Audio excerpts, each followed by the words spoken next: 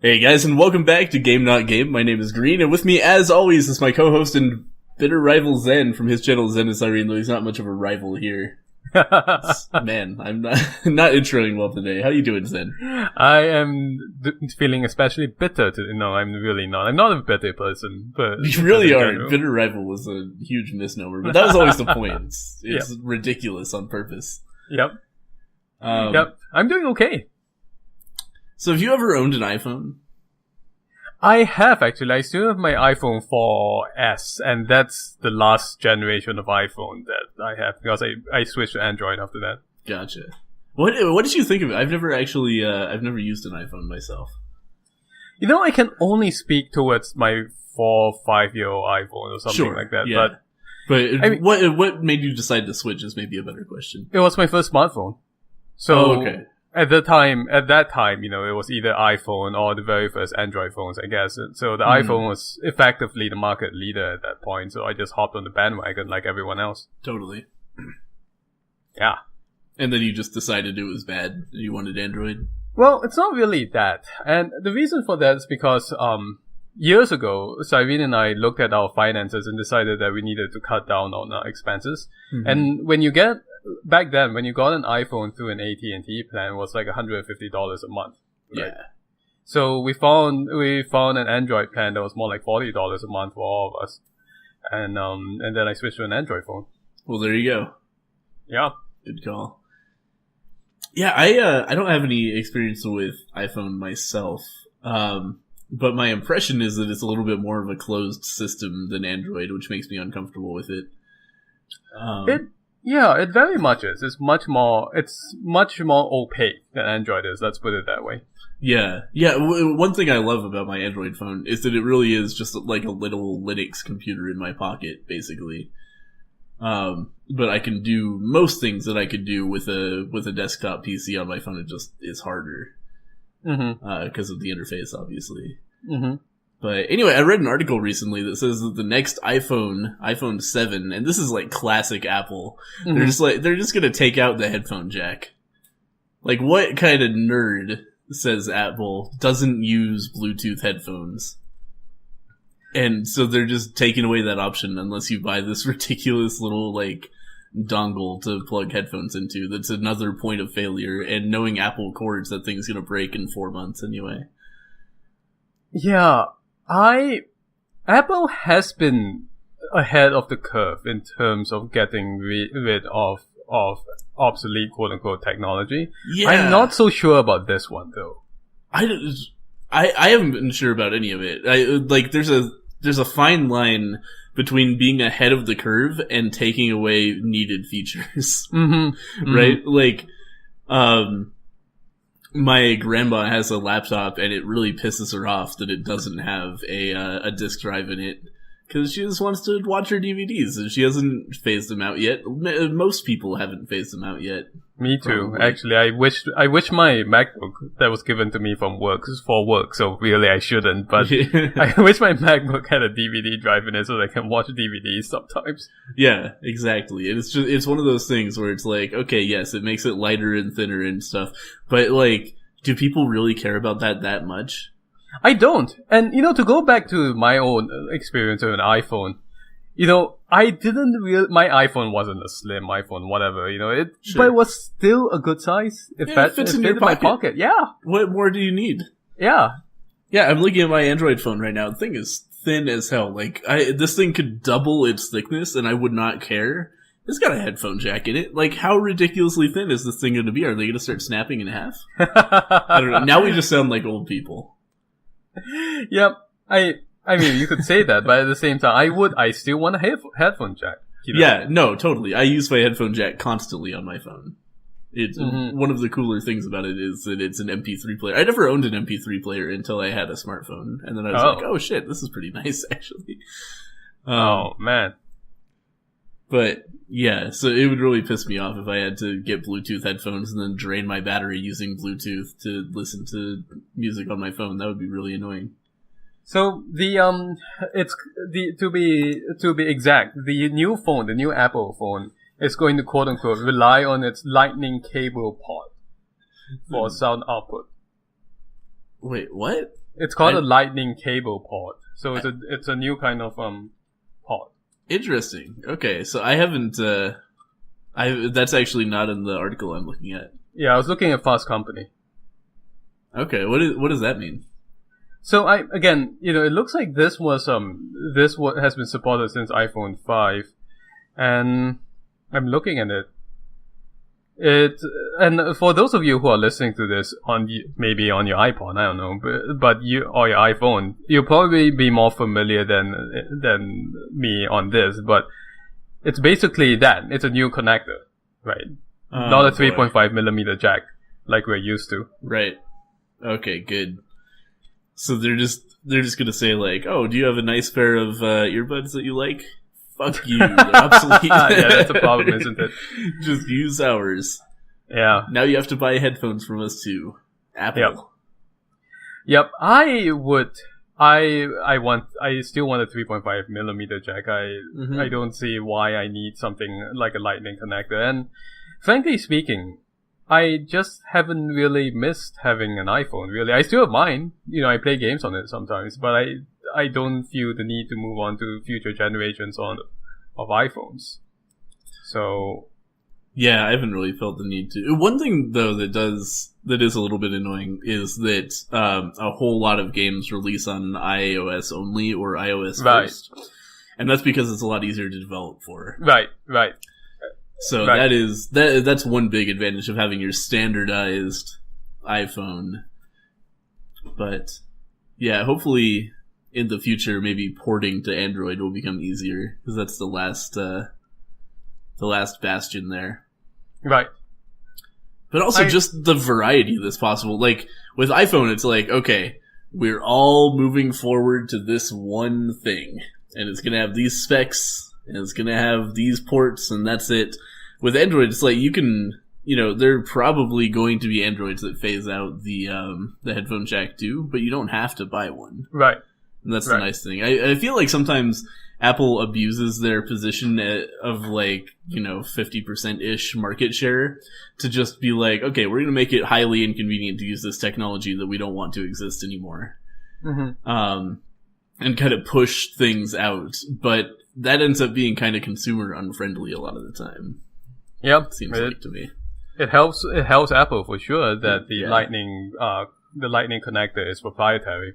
Totally. And the 3.5 millimeter headphone jack is totally not. Yeah. Yeah. Yep. Alright, so that was us being old about smartphones.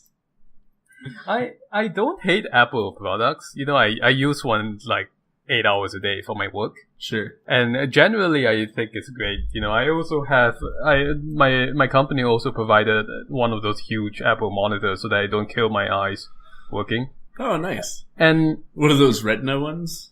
Yeah, it's a Retina one. It's cool, like the size of a TV or something. Oh wow. Yeah. So what's the resolution on that thing? I don't know what the resolution is. There's only one model for it, so I guess I can look it up real quick. No, don't worry about it. I was just curious. Yeah, but for anyone who's curious, tell you that kind of thing. Yeah, it's a Thunderbolt display is what it is. 27 inches.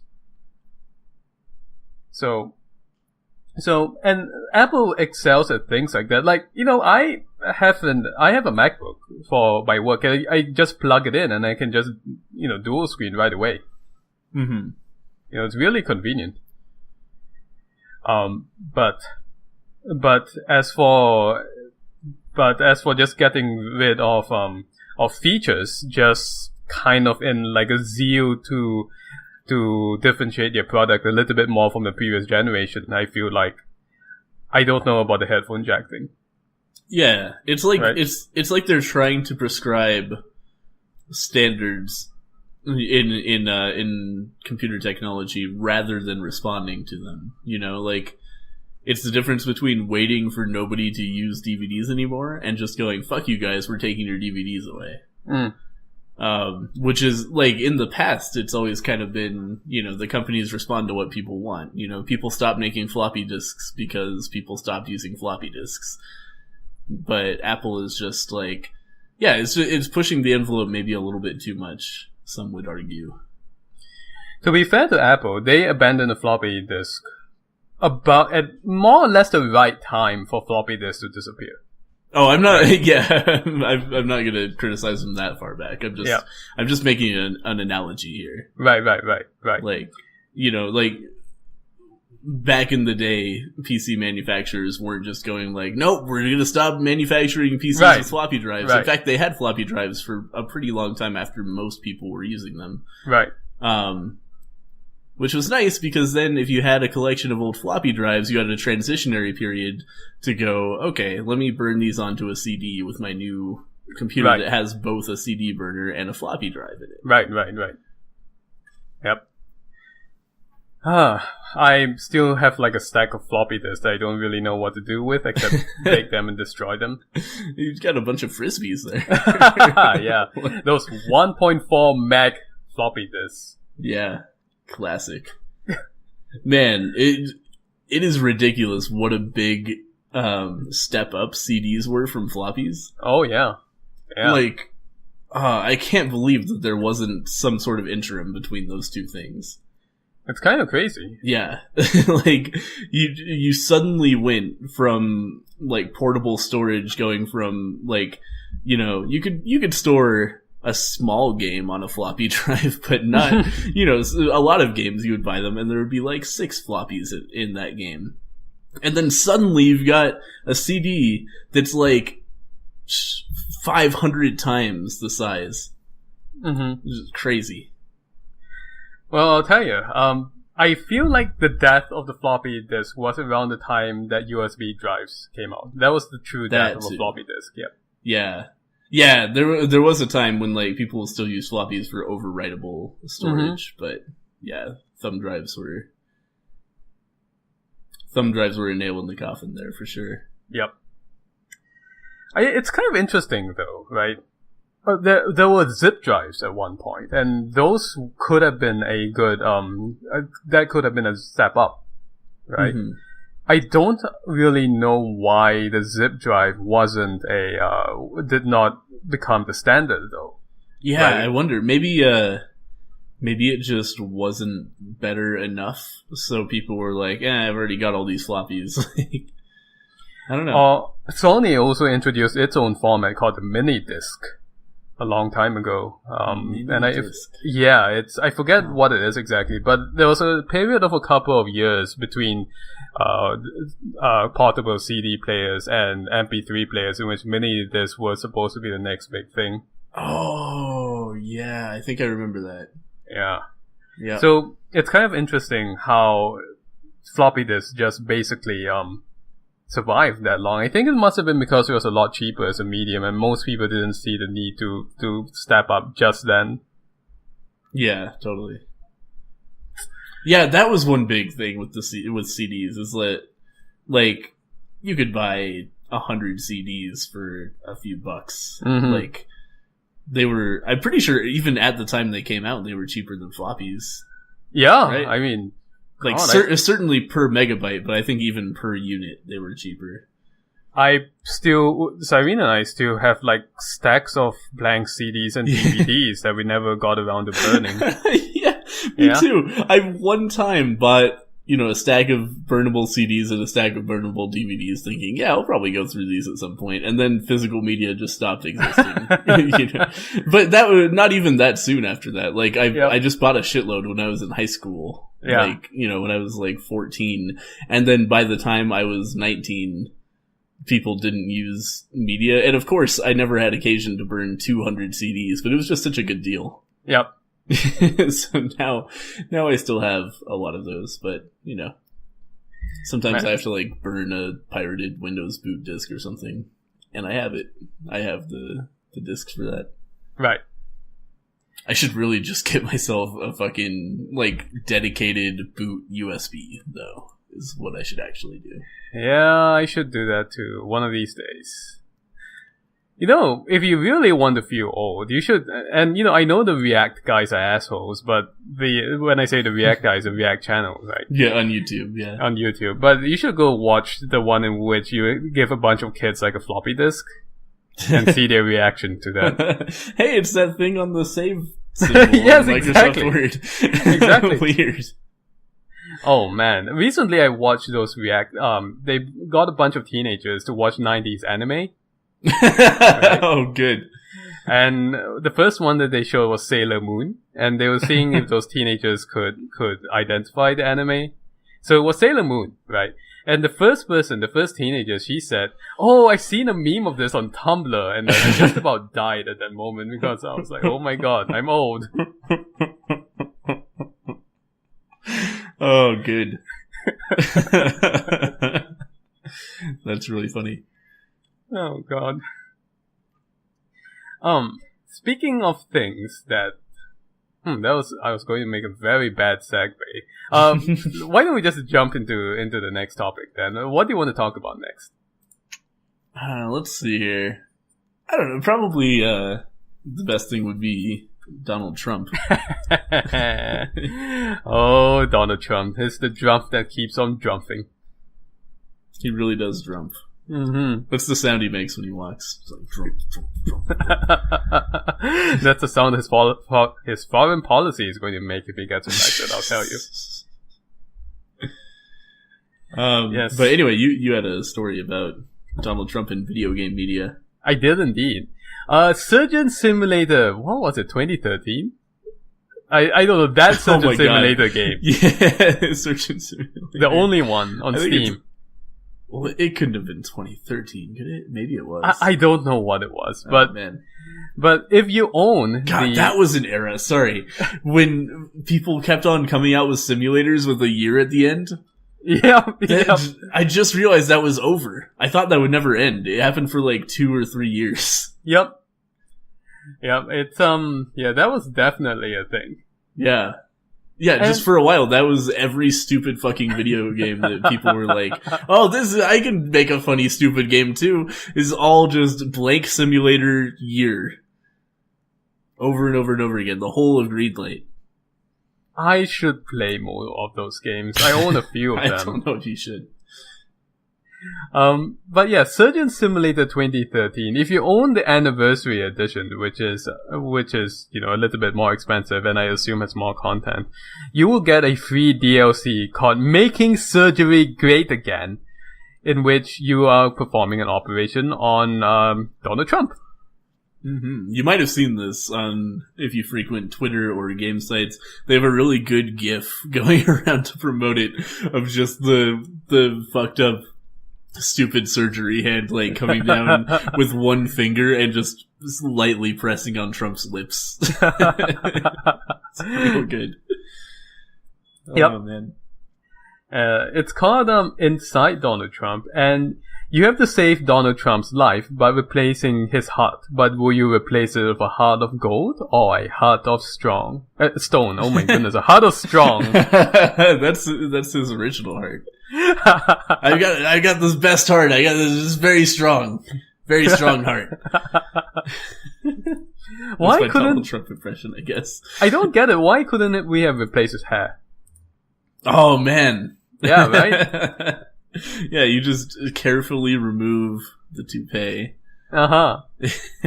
You try to pry it off, but you find that it's actually an extension of his scalp. Like that's what hair is. Right? Wow, what a thing I just said. You find out that his hair is actually attached to his body. The horror. Oh man. So Surgeon Simulator, by the way, if you're not familiar with this video game, because at this point it's actually been a while since it was in vogue. It's like QWOP for surgery, basically. You get one hand, and the buttons on your keyboard manipulate the fingers individually, and then the way you move your mouse makes it like, move up and down and side to side in a really awkward fashion. So you have to like kind of swing your weird deformed hand around and grab things like saws or syringes or like what's that thing called? Little knife for surgery. Scalpel. And then just go at it in this chest cavity and try to not like bleed this guy out as you remove organs. And it's generally something silly like, you gotta take the heart out and then put a new heart in. But you can do that by just like taking all the organs out and then taking the heart out and then just dropping a new heart in. It's like, you nailed it. Yep. There's a video of it, by the way, that we did. I think one of our very first Green vs. Zans was... It's true. It was certainly an early one. Yeah. Surgeon Simulator. Yeah, that was a good Green vs. Zen game. Yep. This is so ridiculous. Yep, just like this election. Mm-hmm. Yeah, it's a perfect fit, really. Mm-hmm. I was... my girlfriend Katie linked that to me in the context of, man, this is going to get taken down fast. I'm not sure it will be, but I'll be interested to see. Because who knows? Like, Donald Trump is known to be very litigious. So, you know, if Trump issues an official warning to the Surgeon Simulator devs that he's going to sue them, like, are they really going to keep it up? Oh, well, with that amount of publicity? Hell yeah, they'll keep it up. Yeah, probably. It depends. Yeah, I mean... Depends on how ballsy they are. Ostensibly, you're trying to save the person's life. I mean, Donald Trump's life. Sure. So... Yeah, I don't know if he'll see it that way, though. That's true. He might just see the ability to rip his chest cavity apart with a saw and take all his organs out. Yep. So, well. you know, different perspectives. Yeah. Hey, you know what? I would be honored if I were put into Surgeon Simulator 2013. Oh, me too. But yeah. I'm not an insane egomaniacal asshole. Yep. At least I like to think I'm not. So that's a Donald Trump Simulator 2013, 2016. Donald Trump Simulator 2016. We are living in it right now. Yeah. Oh man, that would be really nice if we woke up and found out it was all a simulation. And the election hadn't happened yet. Yep. Oh man, yeah, it was just a mass hallucination. Honestly, if you had told me this, if somebody had written this story like 10 years ago, they would have thought it was science fiction. Mm-hmm. Well, fiction anyway. Yeah, fiction. The fact that Donald Trump is running for president, it would have been. No, it's insane. It would have been the exact same fucking thing as if you told somebody like Guy Fieri is going to be running for president. Like, it just doesn't make any sense. Guy Fieri running for president. Yeah, like before it happened, that would have made as much sense. Right. God, I still remember how ridiculous it seemed to me at the beginning that Trump was just like doing this weird publicity stunt where he pretended to be a candidate. Mm-hmm. And then it just spiraled out of control so fast too. Yeah, what a thing. Yep. And now North Korea's endorsing him. Paul Ryan's endorsing him for some reason. Well, that's one thing North Korea and Paul Ryan have in common, I guess. Mm-hmm. Yeah, I'm sure he's happy about that. Exactly. Oh man. Okay, well, so that's our Donald Trump update for you. Yeah. And update on Donald Trump. You can now take him apart in a video game. And put him back together with an artificial heart. Well, maybe, if you were so inclined. Uh-huh. It's actually very difficult to put a person back together in Surgeon Simulator. It is. It really is. So I played a game about a train and weird stuff. Yeah, well, yeah. I got a copy of it, but I just haven't had the time to play it. So why don't you tell us about it? So the game is called The Final Stop, and it's this interesting, like, it kind of bills itself as a like survival-y, horror-y, like almost roguelike-ish, like platformer thing. But really, to me, it seemed mostly narrative so far. But I could see the combat getting more difficult as you go on. It's interesting though, because like, at least in this beta demo that I'm playing, if you die, you just respawn close to where you were. So wasting resources on yourself by like healing yourself and stuff seems completely unnecessary and like a very bad idea. Because what you're doing is you're like a train conductor. Or at least you are now. I don't know if that's your history, but the world's going to hell, and there's some weird like science fiction-y stuff going on too. But there are all these like weird shadow ghost things infesting areas and killing everybody. And your job is you go around saving people and then they pay you after you save them. So you'll every stop has these like locked gates that you can't go through until you find a code somewhere in the environment. So you get out of your train and leave all your passengers there to, be safe. And then you go out and you try to find more people to rescue and find the code to get you to the next area, and also loot around for food and medkits and ammo for your weapons to keep yourself and your passengers alive. Mostly your passengers. Because, as I said, if you die, it's not a big deal. But if your passengers die, then you lose money. So you want to keep them alive by keeping stocked up on food and medkits, because they will get injured if you fuck up, or if they're bleeding or something. And you can heal them up with medkits that you yourself could also use for combat. And then they'll get hungry periodically and you feed them. And also, while you're in the train, there are like little things you have to fix, and I didn't realize that at first, so I like almost killed some people by suffocating them because the vent system wasn't working. Mm-hmm. So you have to periodically you'll just go over and the vents will be on the fritz, and you have to be like, oh, this bar is way higher than all the other bars, and you press the down button a few times on it, and then it fixes itself. Mm-hmm. Yeah, it's kind of interesting. But as I said, combat seems kind of like, I learned pretty quickly that the standard zombies, and even the small ones, if you're good, you can just punch them to death. Like, you don't have to waste ammo on them. You just walk up to them and punch and back up and punch and back up, and they die in 4 punches. Or you just shoot their head off with your pistol. And then later you start encountering a greater variety. Like, there's one kind of zombie that you have to punch to get its helmet off before you shoot it. There's one that explodes. And the way it works, it's like a 2D, kind of a platformer, except you can't jump, so just a 2D game, I guess. And then you aim with your mouse. Mm-hmm. But the cool part is the story, where, you're walking through these towns and you find little, like, notes and things that tell you little hints about what's going on. And also just little windows into people's lives. So it's kind of a cool atmospheric adventure game in that way. Like, for example, I went into one office and I found a note about this guy who was worried about his wife cheating on him. And then you later find his house and there are 2 corpses in there. And it's like, oh man. Right. And there's also like shadow people who killed them, and you have to kill the shadow people. Right. I think that's the part that caught my attention. The whole post-apocalyptic on a train thing. Yeah. Yeah, the train, it's an interesting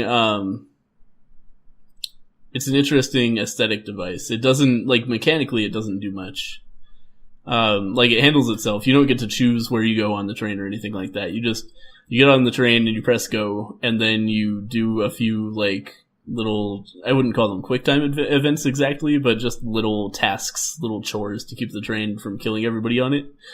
And while you're doing that, you listen to the passengers talk to each other about what's going on. And yeah, it's cool. Mm-hmm. Well, I'll check it out myself. Well, it's the open beta is going. Well, is it open? No, it's closed. It's a closed beta. It's in closed beta right now. I think that's ending soon, so I'll check it out as soon as I can. Yeah, but it's definitely something I recommend keeping an eye on. I guess it's going to release as 5 different episodes, and the beta. Oh, really? The beta we got was like episode 1, and it lasted about an hour, like 45 minutes maybe. I think it's coming out in the summer, and when I saw the Steam listing, I only saw 1 entry, and it just said the final station, so I have to go back and check. I don't think you have to buy them separately. Oh, I see. I think they're just going to be releasing periodically. Like, okay, that makes more sense. When it releases, it's going to just be episode 1, and then you wait for episode 2 to come out. Right. So this is like the beta of episode 1, And they said also that a lot of the text was placeholder, so I'm not gonna hold them too strictly for the writing, but the writing seemed fine. You know, like I've definitely played indie games with worse writing than this placeholder writing.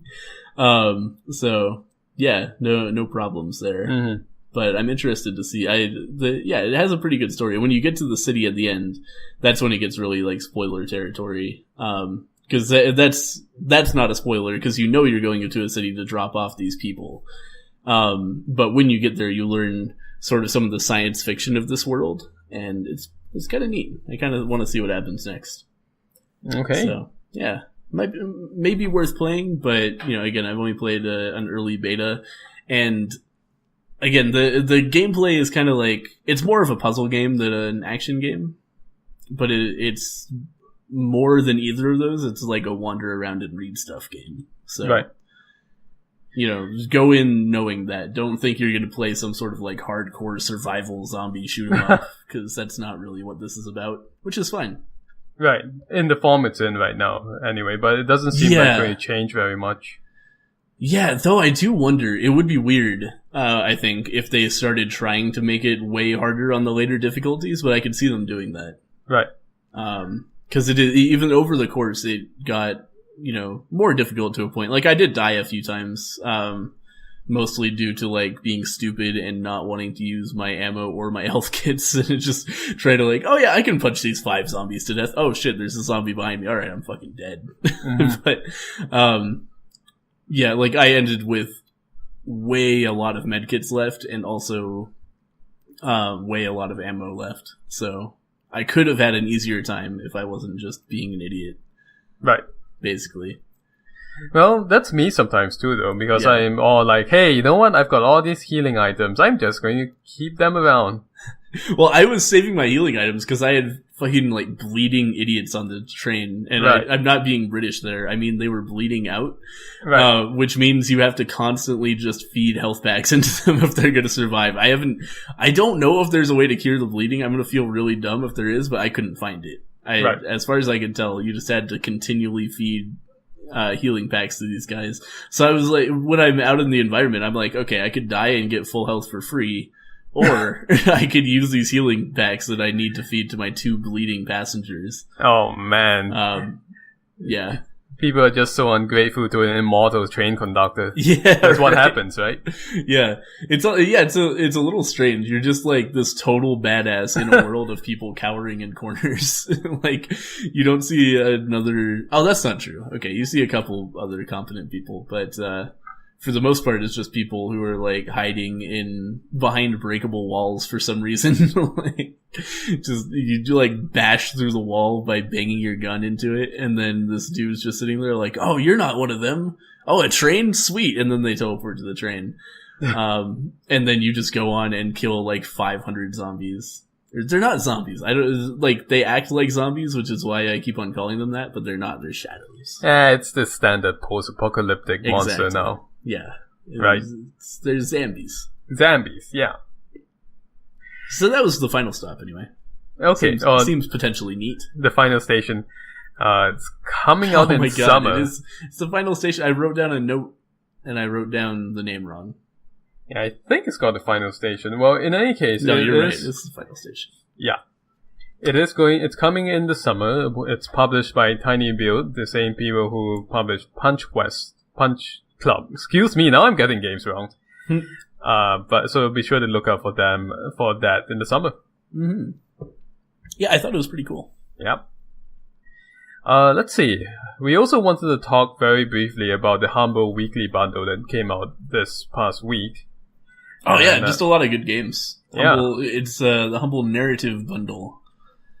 Yeah, I see. Yeah, go on. Oh no, go ahead. Sorry. No, I see that it sold like 62,000 bundles already, which I am happy for because, as you said, it has a lot of good games on it. Her Story, that's an award-winning game. Mm-hmm. Read-Only Memories, Cybele, Broken Age 80 Days, Sorcerer Part 1 and 2, and Shadowrun Hong Kong. By the way, a special mention for Her Story. I keep on hearing people who are like, Her Story, it's like, you know, just another SJW fest. Is it? I don't necessarily... Do they say that? That's yeah. People, because it has the word her in the title. Yeah. Oh my god. So I don't necessarily have a problem with games like Gone Home, but I will say that her story has nothing to do with that. It's not. It's a very interesting mystery game. I don't want to say what the mystery is about, but it's not about lesbians or anything. It's just a normal ass mystery that's actually really cool and has a lot of neat intrigue and has a very unique way of uncovering the title. Oh man, okay, so I'm looking at it on Steam, and I just realized that it spoils what I was trying to avoid spoiling right at the start. It's a murder mystery. Oh, so okay, well, and you know that right when you start the game. I forgot that completely, but yeah, it's a game about murder. It's not a game about being a lesbian or anything like that. Because a lot of people just assume that from the title and think it's not going to be good. And yeah, you should probably give it another shot if that's you. Not that a lesbian game would be not good. I just want to make that abundantly clear. Exactly. That's not something that I'm not into, but it's something that some people aren't into, and it's something that additionally those people see a female pronoun in the name of a game and just go, oh, it's one of those. Yeah, which is ridiculous, right? Yeah, it's real silly. Yeah. So don't think that about her story. Yep. I haven't played it myself, but I've been considering doing it for my channel once I'm done playing actually stupidly misogynistic anime dating games. Oh man. Are you gonna move on to Honey Pop after that? That's a game that I should play at some point. I just don't know. I've been playing this game called Beach Bounce on my channel. You should tell us about Beach Bounce. I don't know much about it. So get this, alright, and I don't mind spoiling my own series for this. I need to emphasize how ridiculous this game is, even more so than usual for a visual novel, anime visual novel, right? Mm-hmm. So you play, at the start of the game, you meet your grandmother who's sick at the hospital, and your grandmother owns a resort called Beach Bounce, alright? Perfect. Yeah. And the setup is that you have nothing else to do. You're unemployed and you may not even have housing. So when grandma asks you to go and take over as the temporary manager while she's recovering in the hospital, you agree. Mm-hmm. So you go to this place, alright, Beach Bounce, and surprise, all the employees for some reason are female. I haven't met a male employee so far in this game, okay? One of them's kind of the assistant manager / receptionist. She has glasses, she's more the quiet type. The second person you meet is this really bouncy, very, in Japanese they call it genki, very just energetic kind of person. And within a half hour of gameplay, she just kisses you out of nowhere. Okay? Alright? So that just happens, right? I don't understand why, it just happens. Alright? And then, you go, this Beach Bounce place comes with a amusement park, with a roller coaster and a Ferris wheel and everything. Jeez. Right? So it's got everything, really. It's got the world's tiniest golf courses on it. I don't even understand. The fairway's the size of a car. Okay. but you one day, for whatever reason, you go to the roller coaster, and there's this woman, her name is Nymph. Okay, so that gives you an idea, good. Right? She's just sitting on the grass below the roller coaster. And just before this, you had been playing with some kids, trying to encourage, patting them on the head and, being a good theme park employee, I guess. Right? So, she just takes off her top. She's just sitting under the roller coaster, she takes off her top. Well, that's meditating. Yeah, right? Why? Right?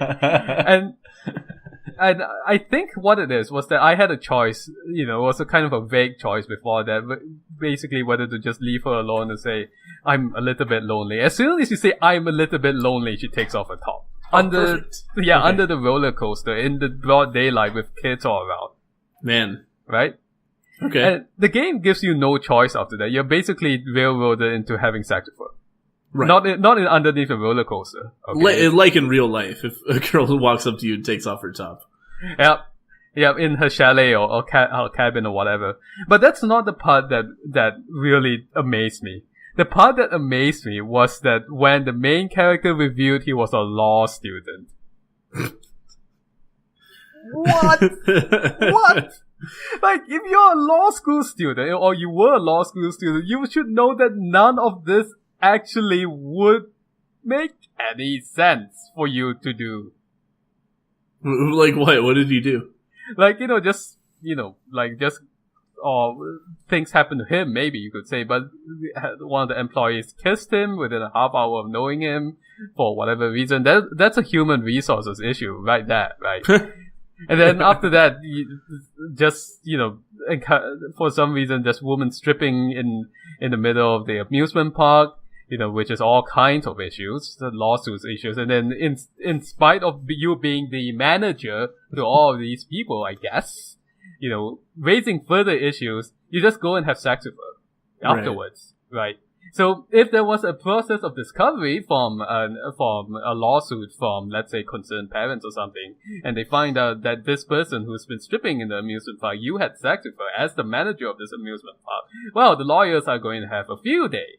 So that's why I was so amazed. Maybe that wasn't the focus of his law education. Maybe he was, focusing on, like, I don't know, some obscure, like, international contract law or something. Oh, God.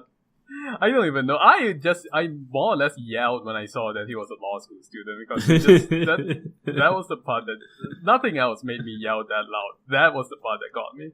He does sound very passive for a law student.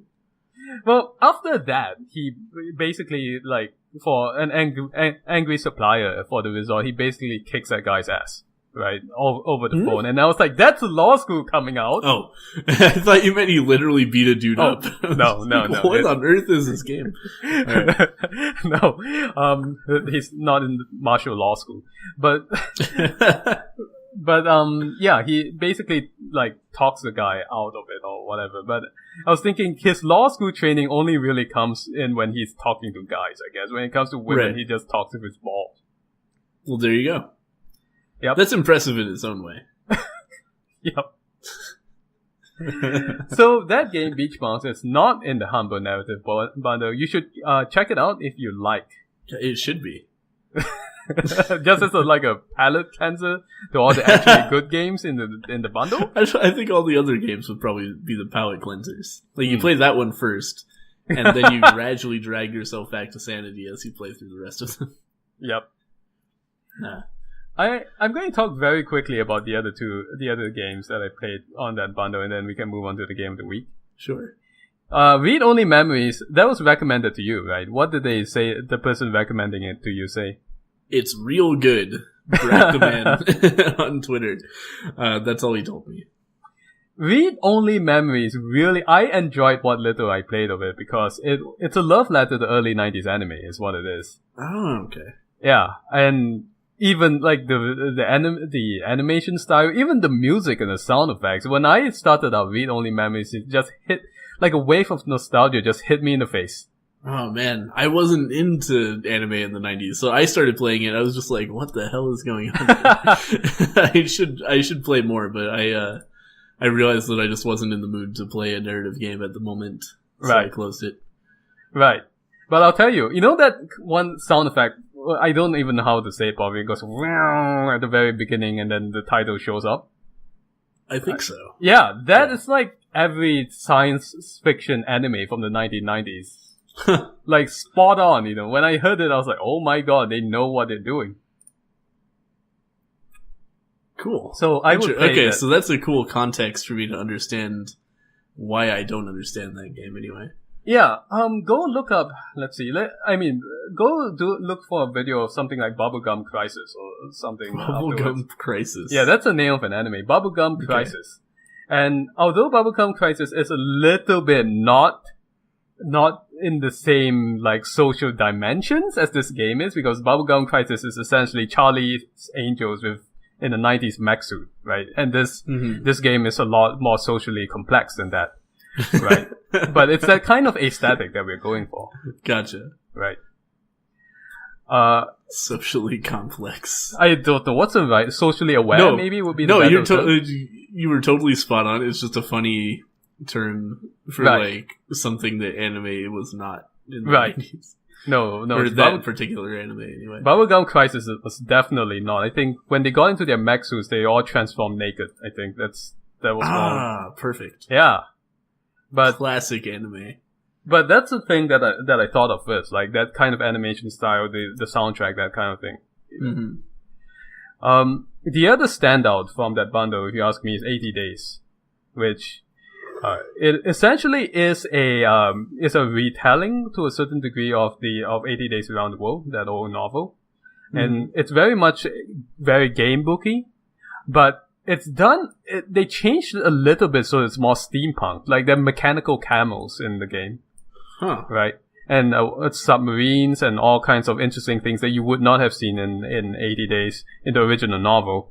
And while your goal is really to try to actually get back to London within 80 days, you can take all kinds of routes that wasn't in the original novel. You know, I don't know what route they took in the novel, but you could go through Africa if you wanted to.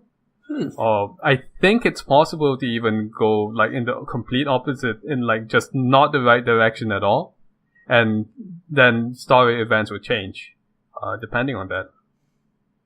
So I would since you own the bundle now, I would actually check that out when you feel like playing a narrative game. It's very text heavy, of course, but I think it was one of the most memorable games I played last year, if nothing else for what it tried to do. Nice. Yeah, I'm definitely planning on checking out all of the games from that bundle, because they're all either games that were kind of peripherally on my radar, or games that as soon as I talked about the bundle on Twitter, like every single game in the bundle has been highly recommended to me by somebody on Twitter. And I get the impression that they're just all really good and everybody recommends the games they've played from it. Right.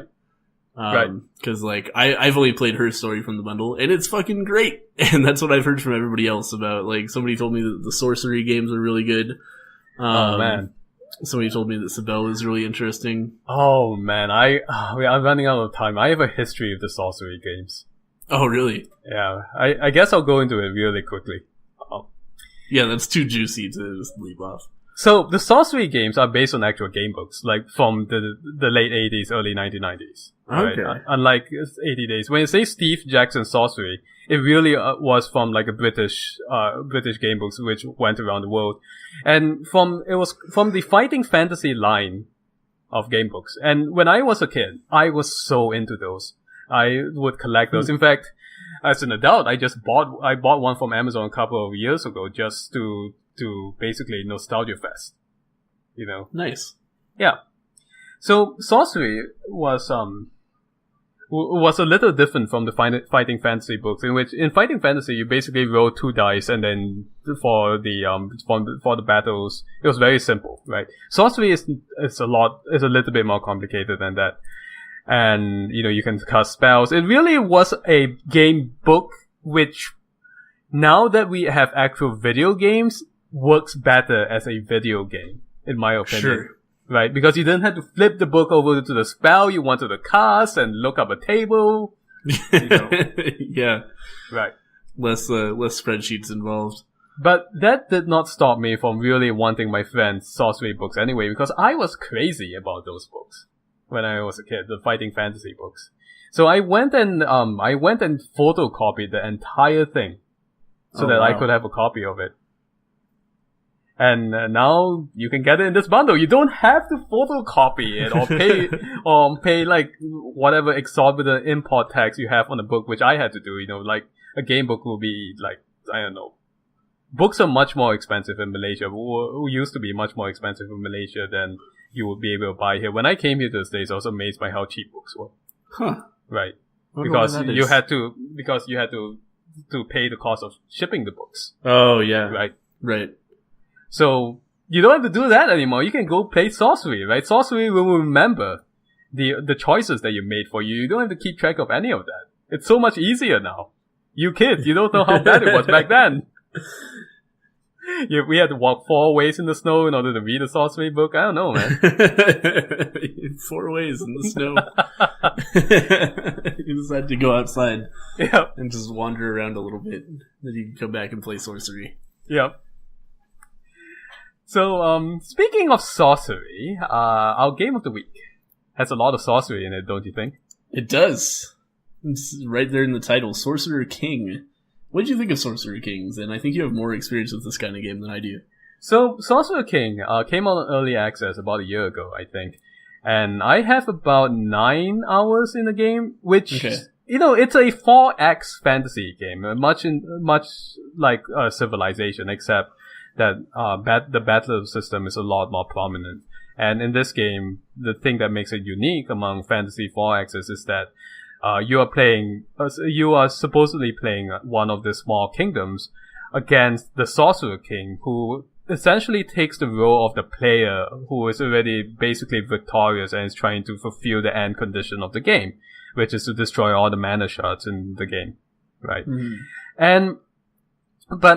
But because it's a 4X game, playing about 9 hours to me wasn't really enough for me to really get at the meat of the game because it has all these interlocking systems. And I found that for the most part when I played it, I found it quite fun, actually.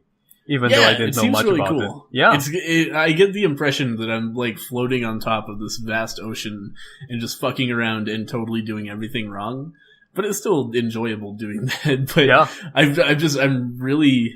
have this uneasy feeling whenever I play that I'm going to find out in 15 hours that I fucked everything up and I can't possibly win.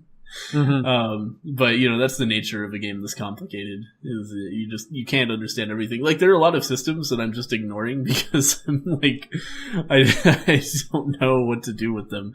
Like, there's this, for example, you gain mana every turn, but you gain, I guess a better term is you gain magic every turn, and every turn, and you can decide, like, if you want more lore or mana or, experience, like, basically for your hero out of that.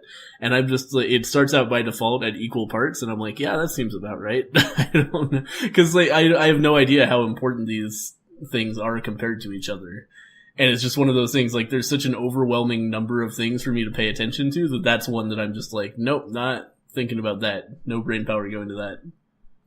Yeah, I basically played it like that too as I was coming to grips with the system. It's kind of like when I learned how to play Civ, right? Yeah, when I learned how to play Civ 4, Civ 4 came, somebody made this like 100-page PDF was how to get good at Civ 4. Oh, Jesus. And I said, you know what, I read through part of it and I'm like, you know what, I'm just going to take it easy and just ease myself into the game. And I kind of felt like I had to do that for Sorcerer King. Yeah, I feel like if you sit down and read a PDF like that, you're gonna rob yourself of a lot of what the fun part is of, like, not knowing things. Yeah. Right? Yep. Like, for a lot of games, I find that they stop being fun the moment I know how to min-max and just win. Right. Like, the fun part is figuring out how to do that. Right. To me, anyway. Right. So the good thing about the game, though, in spite of what we said about the whole not knowing very much about what to do, is that the UI is pretty okay, right? Yeah, totally. It's actually improved a lot since the alpha I played. Yep, and that's what early access should be used for. Yeah, it's pretty easy to figure out how to do what you want to do. It's just really hard to figure out what you want to do. Yep. In my experience. There's just the game bombards you with choices constantly. It's just like, wait, you gotta choose a thing to build in the city. You gotta choose a tile to expand to. I'm not gonna tell you what those symbols mean. You just, you want the mana or the hammers or the food. Just go, figure it out. Just wait, quick, you have to tell us what unit to build over here. And, yeah. Also, one interesting thing, did you build yourself a scout and just, like, walk around with him? Yeah, I set him to explore. Oh, man. See, I haven't used the auto-explore. Yeah. I was, like, manually controlling him every turn. Yeah, it's perfectly okay to do that. Once at least in my experience, and when your scout dies, you can build another one real quick. It's not a problem. Right. Yeah, I kept on... one thing that was interesting about having a scout that I found was I kept on, like, at the same time as my dudes were just hanging out at home, like clearing out the bandit camps around my immediate vicinity. My scout was like way up the road, and I found like this shrine, and I went to the shrine, and the dude was like, "Oh, I want to give you a quest to find my staff," and I was like, "Okay, I'll take a quest," and then it just teleported my fucking scout into combat with 2 giant ogres, and I was like, "Oh, I guess I lost this quest." Like, there's a lot of things that you can find that are just like, yeah, like combat quests that aren't apparently going to be that until you interact with them. And I finally just learned that my scout isn't going to interact with anything out in the world. He's just going to look at it, and then I'm going to send a fucking army to go investigate like this library out in the middle of nowhere. For example, like, you don't want to just send one scout into a library. You want to send an army with a fucking like dude riding a dragon and you know, a champion paladin and everything. They're gonna walk in there and just make sure everything's cool. Because sometimes the librarian will be like, "Hey, I want you to go and like kill these people," and if you're a scout, you just have to say no, because there's no way you're gonna do that. Right. And there's no way to say, "Hang on, I'll be back with an army." And that's one thing that kind of bothered me a little bit about the whole, like, you know, I wish my scout could go out and find quests like that, but not have to do them himself. Right. But, oh well. Right. Well, that would have been nice. Yeah. I don't think I encountered that problem, but my really? Scout just, my scout just auto-explored, basically. It's like... right, yeah, he didn't, yeah. Right. Well... Speaking of champions, by the way, when you start off in the game, you play like a ruler or some kind, and you choose whether you want to be, you know, the kind of the army type soldier, general, warrior, or the more of the wizard type. There's 6 rulers you can choose, and each of them comes with a champion that levels up separately. And they all level up, really. All the units do level up in battle, but the champion has a tech tree as well, right? And yeah, you can actually build other like champion units that have their own tech trees too. Yep. Which I thought was all of these systems interlocking together.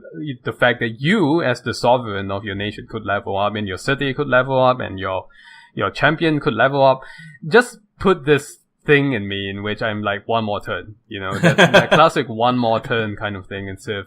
And I just don't have the time to do that right now. Yeah. But it does, but if you are a fan of Civilization, or even games like Age of Wonders, this game actually has that kind of driving factor to it. Mm-hmm.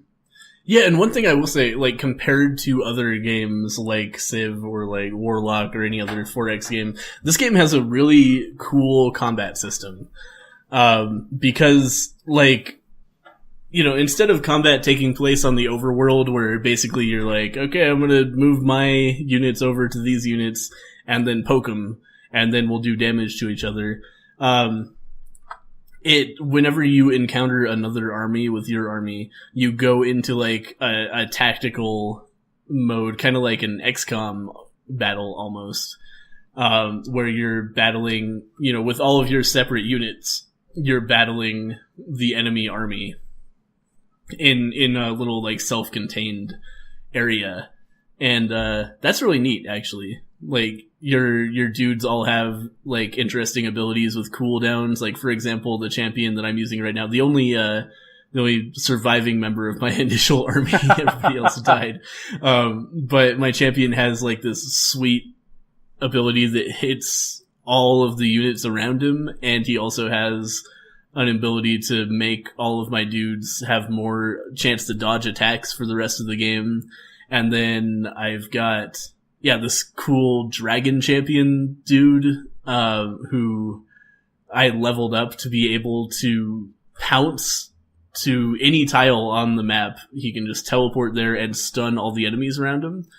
So pretty quickly you start getting like pretty substantial, tactical options. Mm-hmm. To be able to, so the combat is very skill based compared to most 4X games, is what I'm saying. Like, mm-hmm. there's a whole lot more intricate stuff to it. But, you know, if you think that means you're going to spend a bunch of time just fighting a bunch of weak ass stupid units, there is an auto resolve option that you pretty much want to use when you're going to stomp an army. Like, if the game is like, okay, yeah, you're very strong compared to this army, you can just say, okay, yeah, kill him for me, and it happens. Which is cool. But for hard battles, you definitely want to be controlling it yourself so you can try to min-max your ability to get out alive. Yeah.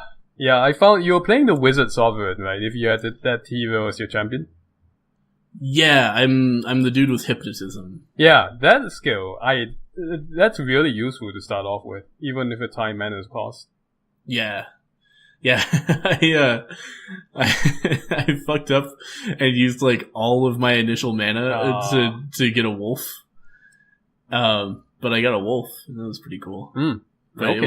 it wasn't the play. I should have waited until I found something a little more powerful. I didn't realize that was like all of my mana. I was just scared because I walked into battle and it was really hard. Like there were 3 archers and they immediately just shot down my wolf. Like first turn of first combat, I just lost a unit. And I was like, oh fuck. But then they had a wolf too, and I was like, all right, I'm going to take their wolf. And that was probably not well considered because it was a lot of mana for one wolf. Yeah, I know that battle formation you're talking about. So in my case, when I played just before the podcast, I started a new game. I hypnotized that one warrior guy with the big helmet instead, and that guy became part of my army. Yeah, that would have been good. Oh, you know what I should have fucking done? I should have hypnotized an ogre I fought. Oh yeah. Ah, that would have been so good. That would have been badass, yeah. I did kill both of them without letting them attack, though, which was pretty sweet. Nice. I will say at this point that if you have played Age of Wonders, I'm familiar with Age of Wonders 3, the battle system is basically that. It's about the same, except that Age of Wonders, I feel, is tactically more complex a little bit, but I haven't gotten too much into Sorcerer King. Yeah, I get the feeling that that's going to become, like, it's going to become a lot more tactical because already, like, as you level, you get more and more active abilities on your units, right? So eventually, you're probably going to get to the point where you have, like, a lot of different things available to you, plus all of the spells you can cast on your dude. Like, it seems pretty complex to me. I don't know. Yeah, I like it. I mean, I wish I had more time to continue playing it for sure. Yeah.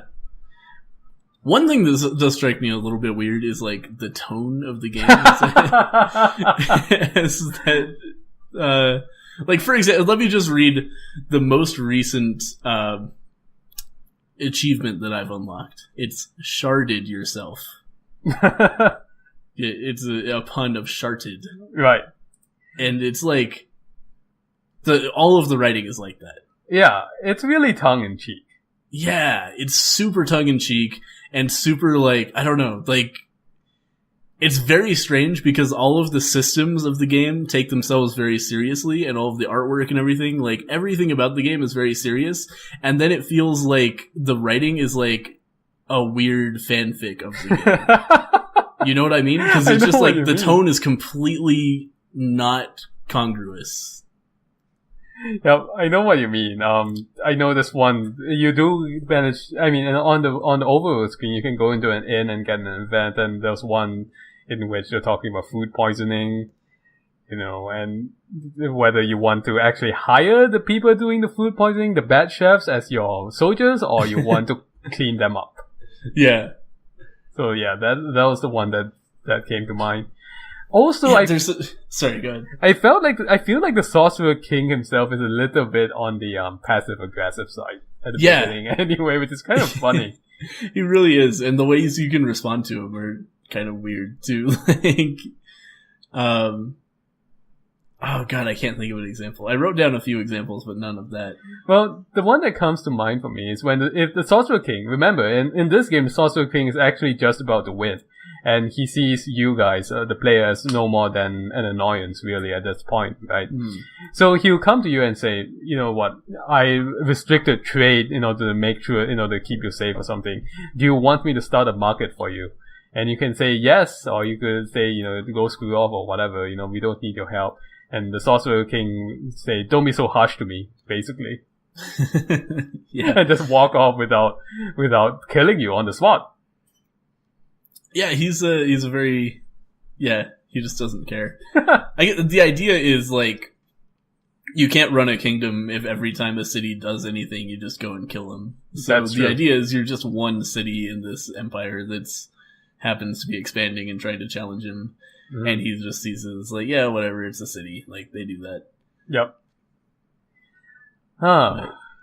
One event that I got was about like a warlock was having a sale on erotic potions. I did not get that one. The text I got when I chose my thing struck me as so funny that I wrote it down. It was like, you push past the crowd and just get a regular, non-erotic potion. Many people in the crowd hurl insults at you, questioning your virility. Despite your armor, the words still hurt. What? It's like, that's the tone of this game. And it's like, I don't know how I feel about it. It's kind of funny, but at the same time, it's also like, I don't know, man. It feels weird with the rest of the game. Right. Yeah, I mean, I see what you mean there. You know, it's because and every item description is a little joke. Like, I got some spider silk, and it's like, you're uneasy about which spider orifice produced this material. Okay. Yeah, it's certainly interesting. And like you said, even the artwork is super serious. You know, when you choose your sovereign, your player character, they all look like very grim or very like super magical fantasy people. And then you go into this. It's a very normal fantasy 4X art style. Yeah. Like, nothing tongue in cheek at all about it. Yeah, and then you go into this world of bad chefs and erotic potions, apparently. Yeah, but like besides that, completely ordinary game systems, like, and very complex, deep game systems, and it's just like, what exactly were they going for here? It feels like the artistic vision got a little bit muddled somewhere. Yeah, but you know, that's fine. Yeah, it's still a good game. Yeah, it's nothing that bothers me explicitly. It's just like, it just feels strange sometimes. I'm just like, what am I playing exactly? Right. Oh man, also I have a funny story about me just completely fucking up. So I had my scout like wandering in a big circle, and I realized that he happened to be really close to an army that was about to go into battle with this monster lair, and I was like, oh, I'll just add my scout to the army and he might be able to help him out or something. And I started combat, and the first fucking thing that happened was like 3 monsters just converged on my scout and killed him. Wow. And I was like, all right, well, that's that. And like the monsters were not a threat to any of my other units in that army. So like he did nothing. He was completely useless, and he just died instantly. And I was just like, okay, I'm bad at this game, apparently.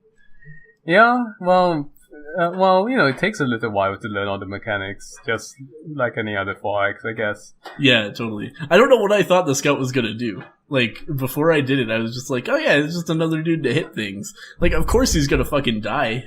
What did I think was gonna happen? Mm-hmm. But, yeah, good times. Yeah.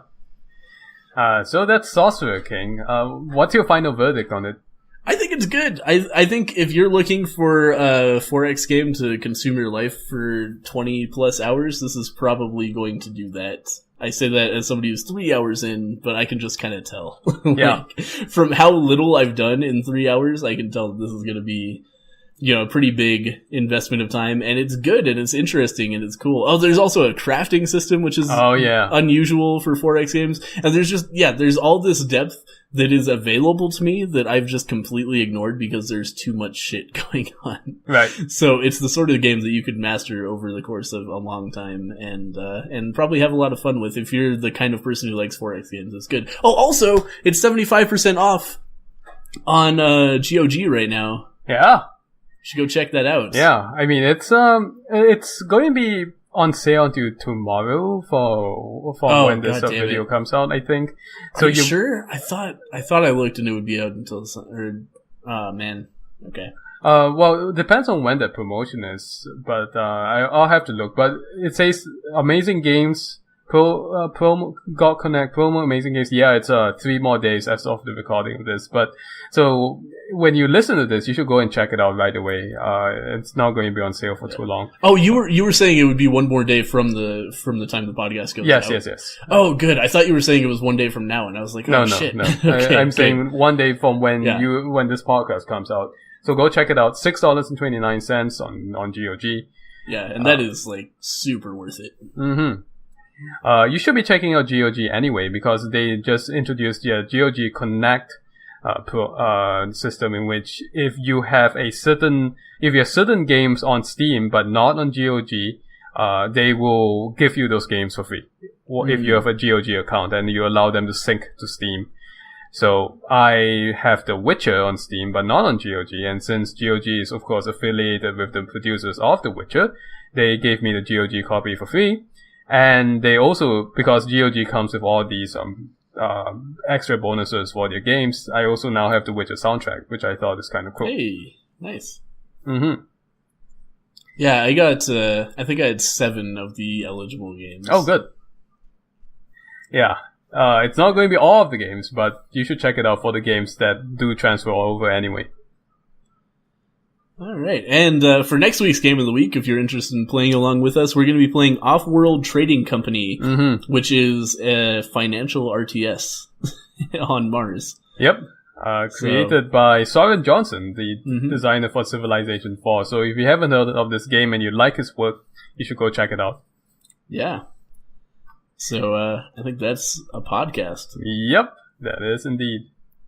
Thank you guys for watching or listening to this episode of Game Not Game. If you want to see more of us just talking and having fun together, you should go over to Zen's channel. We played some Binding of Isaac head-to-head. Actually, a really exciting episode this week. Very, very close. So yeah, go check that out. Give them a subscribe while you're over there, and we'll see you guys next week. Yep, and you are on Green's channel right now. Be sure to subscribe while you're over here. You should also check out 2 more things. Our email, GameNotGameMail@gmail.com.